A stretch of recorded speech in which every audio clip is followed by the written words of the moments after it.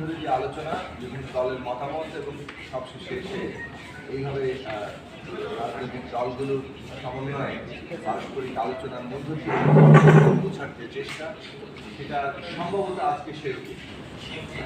এরপরে হয়তো 15ই আগস্টের মধ্যে আবারও কীভাবে বাস্তবায়ন হবে সে নিয়ে আলোচনা হতে পারে। সে বিষয়ে এখনো স্পষ্ট করে কীভাবে সেটা কবে হবে এই কথা কমিশনের পক্ষ থেকে বলা হয়নি। তবে তারা ইঙ্গিত দিয়েছেন যে এইটা তারা জানে।